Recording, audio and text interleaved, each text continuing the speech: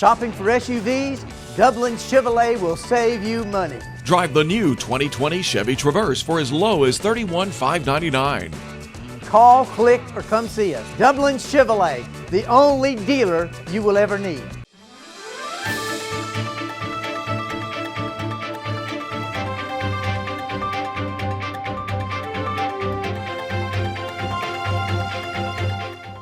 Welcome everybody. I'm glad to have with me today Second Lieutenant Kaleeb Stanley. And Kaleeb, I was at your home. Kaleeb is the son of Deborah and Otha Stanley, and I got to be at y'all's home Sunday afternoon when you come in, and you got a surprise, didn't you? I did. I definitely got a surprise, something I was not expecting at all.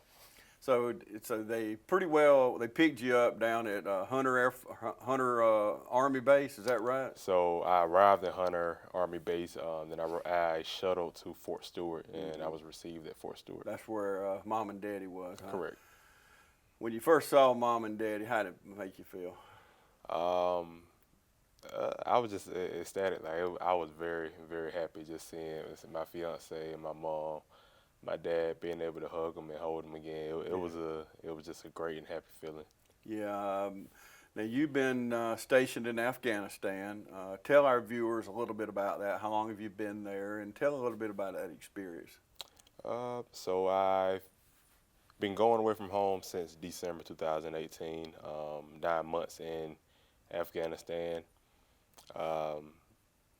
Spent a lot of time about just being going away from home, not being able to talk, being without Wi-Fi in those situations. And personally, I just feel like it allowed me to grow as a man, being able to go through different situations that was kind of happening. So overall, I think it was a learning experience, I would say the most. What's the hardest part about being off like that? And you say, dwell on that. People, they hear you say Wi-Fi and they think about kids on their iPhone at home, and that's not exactly what you're talking about. Just basically you could not Skype and see your family on Skype, right? So it's just a lot of little things. So some places I was at didn't have Wi-Fi or connectivity, so not being able to talk to family, it's a lot of trust. You just have to pray that your family is good, and your family has to trust that you're good, because you don't really talk to each other that much. Other simple things like not using a real bathroom till I got back home. That was definitely an experience. So we mainly had porta johns while we were out there, or either we had to go in a bag and burn it, kind of in those situations. Not having a hot meal all the time, kind of eating MREs or just going without food. Just little things you kind of miss from being back home that just kind of allow you to grow. Just let you know that you really don't. Everywhere is not as good as it is back home. That's right. But I did kind of like not being on the phone and Wi-Fi. It's really quiet, and you're able to talk and do other things when nobody has Wi-Fi. Yeah. So. And you probably learn what's really important too, don't you? Oh, yeah, correct. You got to prioritize. Yeah, absolutely. So tell me about the 48th Brigade. What size unit is that? Tell a little bit about that. So the 48th is a brigade currently a part of 3rd ID out of Fort Stewart. It's a infantry, IBCT, so Infantry Brigade Combat Team. So we all deployed as a brigade, but the brigade actually came home in July, and so my battalion, which is 4 companies worth, stayed behind. And we brought up the rear and came home in September. I know you saw a lot of things you wish you hadn't saw. Yeah. You talk about the learning experience, but I know a lot of that you can't talk about. But you can talk about the country of Afghanistan. Tell us about that. We see it on the little clip. It's on the news, and that's all we see is what they want us to see. But talk about the country, the good and the bad. So I arrived in the winter, and believe it or not, it was a very, very beautiful country, being surrounded by mountains everywhere, and when the sun rises and sets over the snowy peaks of the mountains, it's actually very beautiful in that sight of what you see. There's a lot of mountains, not really a lot of flat ground, I would say, for the most part. So I was in different areas. I was kind of in the mountains, I wasn't really in the desert part. So the mountains were pretty cold during the wintertime. It wasn't that hot for the summer, but it wasn't humid, so it was kind of dry heat. Dust storms kind of catch you off guard a lot. That's something that happened. Dust tornadoes are kind of what we call them. Dust tornadoes kind of show up out of nowhere. The moon is very bright at nighttime over there. There are the bugs really aren't bad in the wintertime. In the summer, so you got some bugs. Camel spiders are kind of the thing we played around with the most, like some very, very big spiders they have over there. Well, when you came in, you got welcomed by the love bugs and the gnats. I did. When y'all pulled down your street, coming home the other day, the first thing I noticed on your parents' Tahoe, that black Tahoe, was the windshield in the front of it just splattered with love bugs. Yeah. So y'all killed quite a few between them going to get you and bringing you home. Yeah. So, but you did come home to that, and of course the gnats. We're known for gnats, aren't we? In South Georgia? Yeah, so we definitely didn't have any of that problem while I was gone. I mean, there were definitely flies everywhere, but the gnats and love bugs are. And meeting people from across the country, that's got to be interesting, isn't it? It is. It is. It's an experience, and they love. I said, well, I won't say not everybody, but just it's different. I would say that from everything from the way people look to the average height to just the cultural norms are all different. Yeah, but then again, we're all the same, aren't we? Yeah, we are humans. You know, we're all the same. We may talk different. Yep.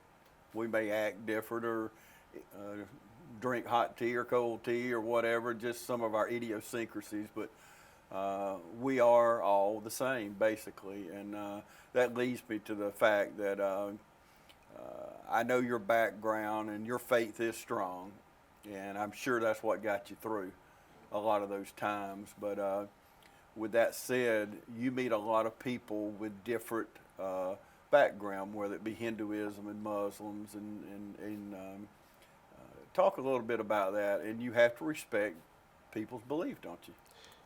You do.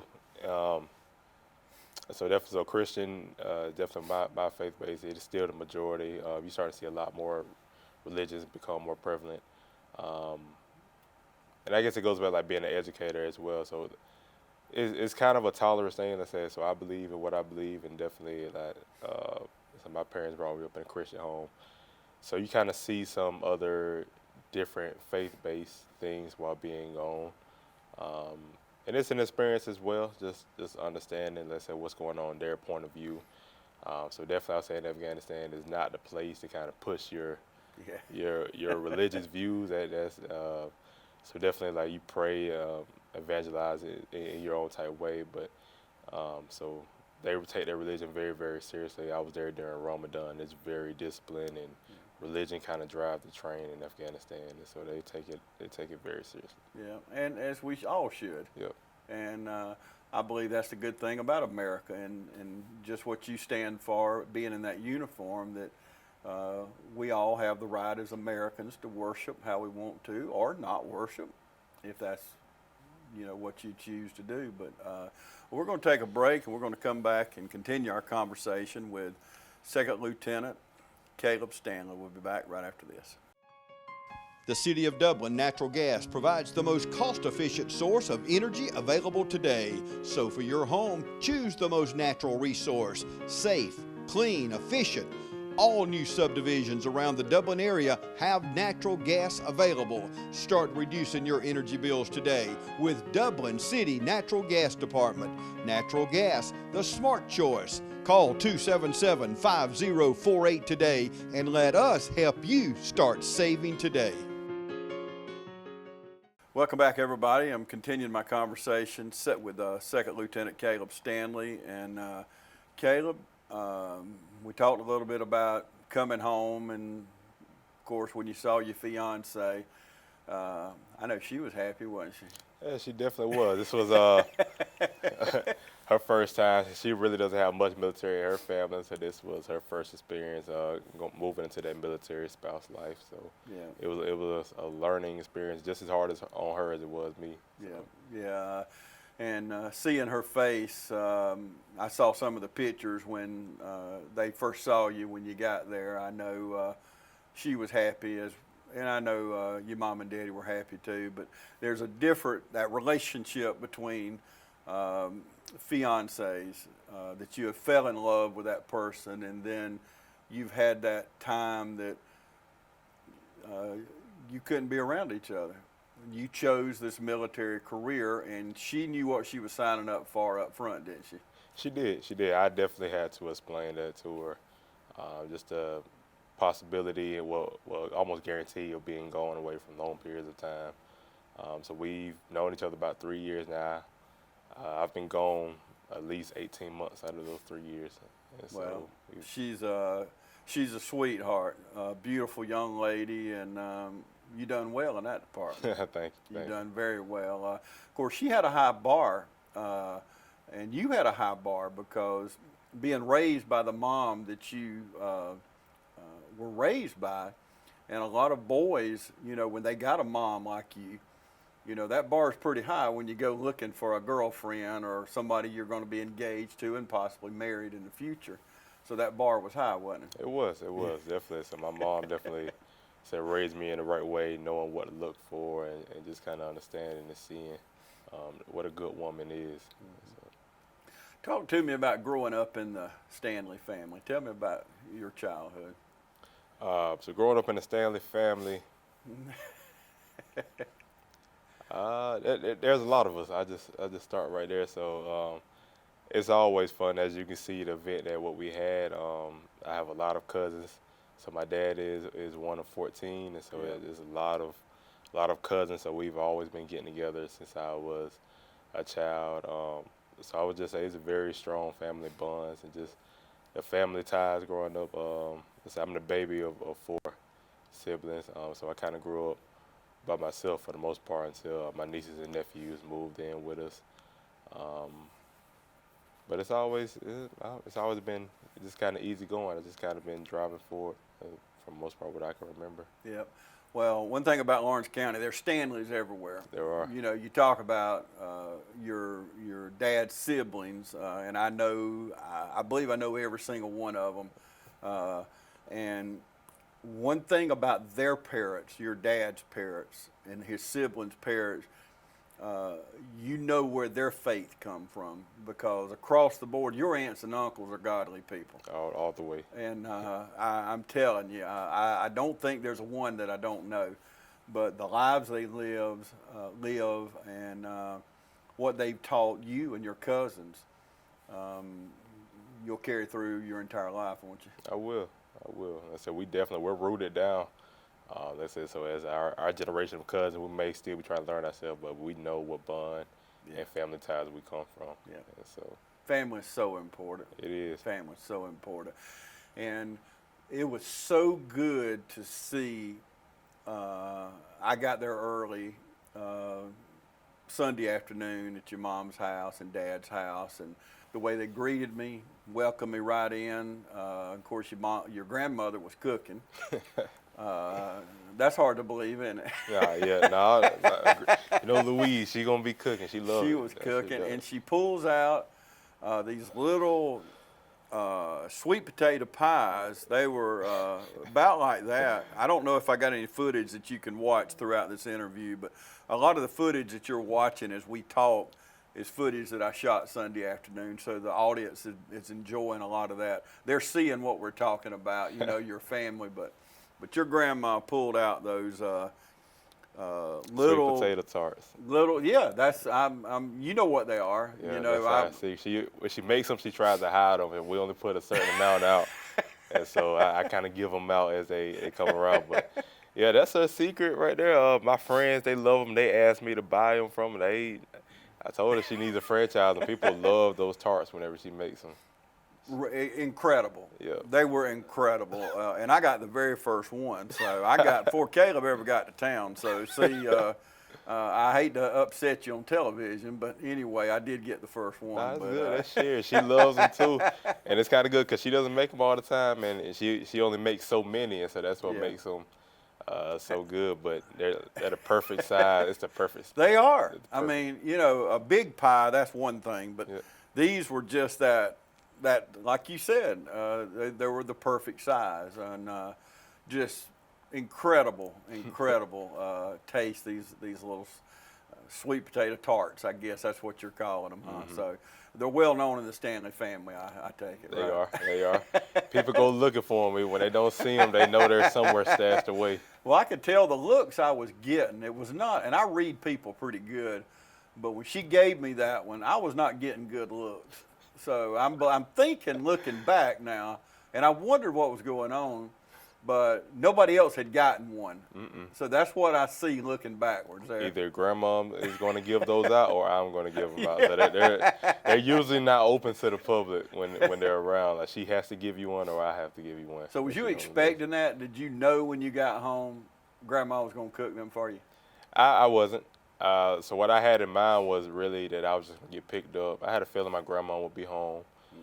We would kind of eat a small meal. I would just change clothes, just kind of relax. Was kind of what was on That my. didn't happen. That didn't happen at all. But at the end of the day, I really didn't get a chance to rest. But I'm grateful because Yeah. I didn't have to drive around. All the family, friends, and associates were in one place, and I could see everybody that I haven't seen in so long, all at one time. Yeah. So, And as y'all can see by the footage, the road is just totally lined there with cars and people and the signs. Even when you, well, did you have any hint? Because when you turned off, Old Maid.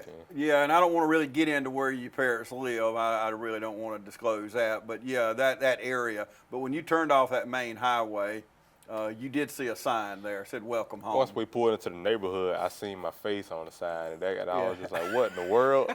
I was like, "Is that my face?" And I kind of told my mom. That's when they started laughing. And then we made the next turn. I seen everybody standing outside, and as you can see, when I'm getting out of the car, I didn't have my uniform on right. I was just kind of in the back seat chilling. So I had to find my uniform and everything. That's So, right. Because that's a major deal, isn't it? Y'all, your uniform is. It's got to be on right. You got to be dressed right. You know, I'm looking at you now, dressed from head to toe. You're immaculate. I mean, that's how you're trained, isn't it? Correct. Yes, sir. Yeah. Tell me a little bit about. Now, you're a second lieutenant. Tell me, how long did it take you to work up to that rank?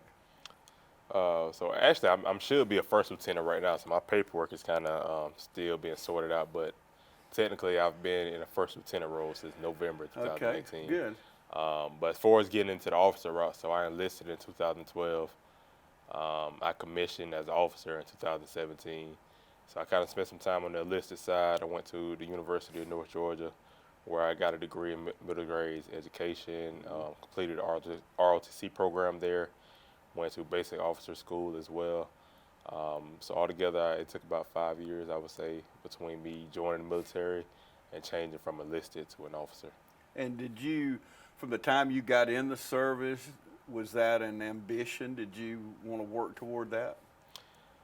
I say I kind of had an idea. I said getting out of high school, I know I didn't just want to be enlisted. I was looking for the leadership opportunity and kind of pursue it. So I did my research like around my junior year in high school, and I just kind of pursued it. I feel like, why not? And that's something that I just continue to strive for. We got a lot of people watching us now, a lot of younger people, and I want you to address people maybe coming out of high school, maybe don't know what direction they want to go in. Why should they choose the military? So it's going to allow you that, I wouldn't necessarily call it a safe space, but it's going to allow you that growing space with boundaries, with structure. So you still have that discipline, you still have that guidance of what to do and what not to do, but at the same time you're learning who you are as an individual. And I think it's good if you're in that leeway where you don't necessarily know what you want to do in life, and going to serve your country is going to be a bad thing. For one, it's going to look good on your resume. You're going to learn a lot about yourself. You're going to get in good physical shape.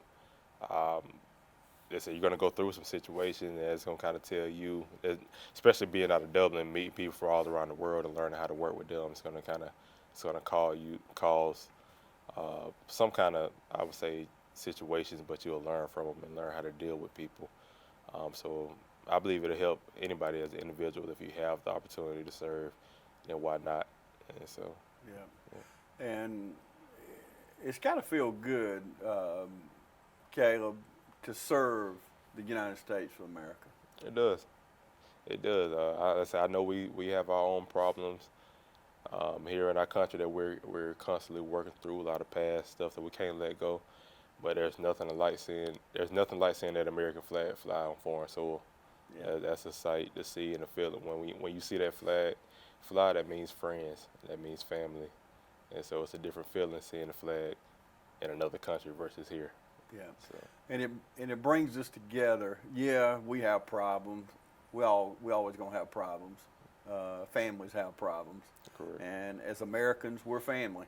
That's right. Black and white, Hispanic, whether you're a Muslim or Hindu or Christian or whatever, we are all Americans. And when you see that flag flying, like you said, I don't care if you're at a ball game or where you at, that flag means family. It means country, and we're one country, one country. So it's got to look good. It's a beautiful sight on foreign soil, huh? It is. And speaking of football, I know your dad had recorded some games for you. Have you watched any of those ball games? I haven't had a chance to watch anything yet. I've been being pulled left and right. You didn't watch the Falcons. You didn't see Georgia, Notre Dame. You ain't seen none of that. I missed. Ever since last year, I think the last actual games I was able to see, I saw the last year's college championship. But after that, I missed the Super Bowl. I don't even know who played in the Super Bowl. Yeah. And all the NBA games. Hopefully by next Saturday, I'll be able to watch some games. Catch up on some ball games. Catch some games. Well, we're going to take another break, and we'll come back and wrap things up. Hi, I'm Tracy Middlebrooks. I'm with Muddy Paws Dublin. We are a boarding, grooming, daycare, and training facility. Our facility is a group play area. Our dogs get 6 to 8 hours playtime every day. So when your dog comes to stay with us, they're not just sitting in a kennel. We have indoor facilities as well as outdoor facilities. We do separate dogs according to size and temperament. All of our kennels are indoors, so when your dog stays with us, they are sleeping indoors in a climate-controlled environment. When it's too hot or too cold outside, this is one of the areas the dogs can come to get playtime. That way they're not just sitting in a kennel. If need be, we can rotate dogs between outside and inside. So if your dog is only used to the inside and only goes outside to potty, we can accommodate that. We have a full-service grooming salon 6 days a week. We also offer training. I am a certified professional dog trainer. I can do everything from basic obedience up to canine good citizens test. So if you have any questions, feel free to call. Most of the training is done here on site. We have boarding also, as well as daycare. Boarding starts at $27 a night. We do give a multiple dog discount as well as military discounts. We like to say that a tired dog is a happy dog. When your dog comes to stay with us, we look at that as them getting a vacation.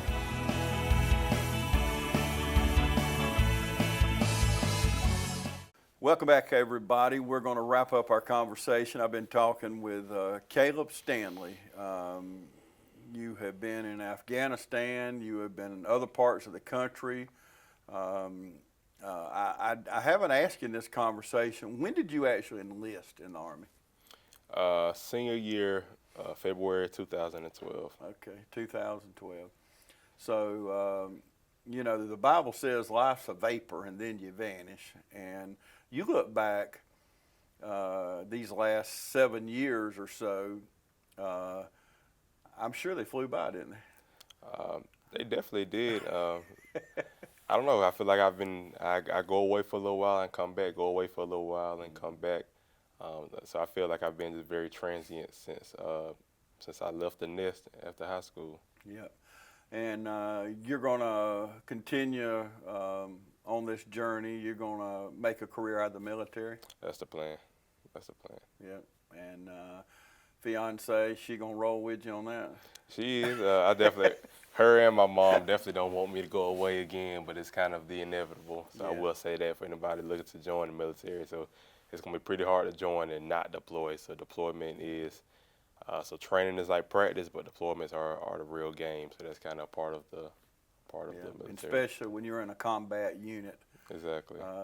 You're going to usually be the first ones to go in any type of situation. And we know we've got hot spots all over the world. and we have the United States military, the best trained military in the whole world, and it's got to feel good to be a part of that. It does. It does.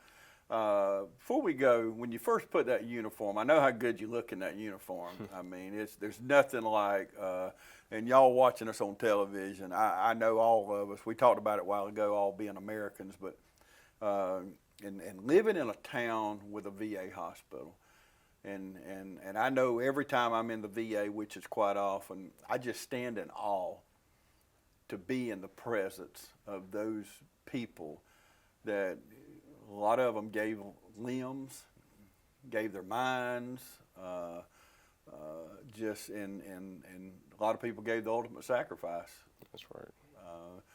I know you've seen it, and I don't really want to get into that, but I know you've seen that on the battlefield, serving how you did. So you know how fortunate you are to come home and to be with your family, because when y'all arrived Sunday afternoon, a lot of people didn't come back. There was a lot of mom and daddies didn't have somebody to watch come back, did they?